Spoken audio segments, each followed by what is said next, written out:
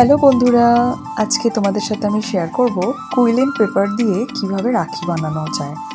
তো প্রথমেই লাগছে কুইলিন পেপার, বিভিন্ন টাইপস অফ সাইজ এখানে নেওয়া হয়েছে। আঠা নিয়ে নিয়েছি।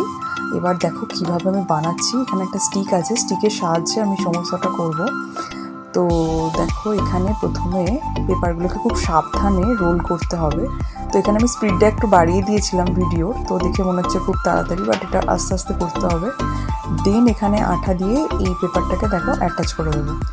এইভাবে রাখিটা কীরকম বানাবে সেটার একটা স্ট্রাকচার মনে মনে ভেবে নেবে বা এঁকে নেবে। তারপরে এগুলো আস্তে আস্তে করতে থাকবে। তো এরকম অনেকগুলো করার পর তারপরে তোমরা ফ্লাওয়ার মোটিভটা বানাবে।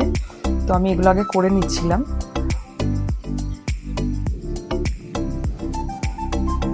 তো এইগুলো একদিনে আমি এতগুলো বানাইনি, আস্তে আস্তে করে বানানো হয়েছে। তো সবসময় ক্যামেরা ধরে দেওয়ার জন্য কেউ সামনে থাকে না, সেই জন্য আমি কীভাবে বানিয়েছি সেটা আমি দেখাতে পারিনি। তো ফাইনালি দেখো এগুলো আমি একটু একটু করে বানিয়েছি। তো এগুলো আমি গোল্ড বল দিয়ে অ্যাটাচ করে নিচ্ছিলাম। তো সত্যি অসাধারণ দেখতে লাগছে, দেখে মনেই হচ্ছে না যে এটা কুইলিন পেপার দিয়ে এই ওয়ার্কটা করা হয়েছে। অসাধারণ। তো এগুলো আমার ঠাকুরের জন্য বানানো হয়েছে, আর দাদা ভাইদেরকে দেবো সেই জন্য বানানো হয়েছে। ভাই আছে, আমার ভাইকে পড়াবো। তো ওভারঅল মিলিয়ে আমি এগুলো বানিয়েছি।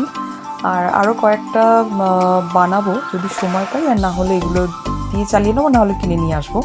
তো আমার এগুলো বানাতে খুব ভালো লাগে, তো তাই তোমাদের সাথে শেয়ার করলাম। তো তোমরা দেখো কেমন হয়েছে।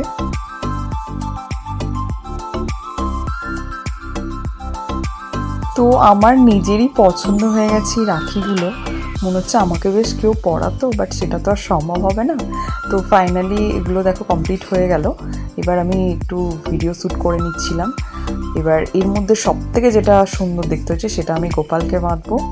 তো আমি ঠাকুর ঘরে নিয়ে চলে এসেছি।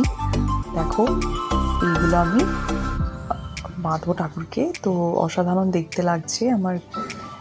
দেখো দেখো, এটা আমার গোল্ডেন বেবি। তো তোমরা জানিও কেমন হয়েছিল। বাই।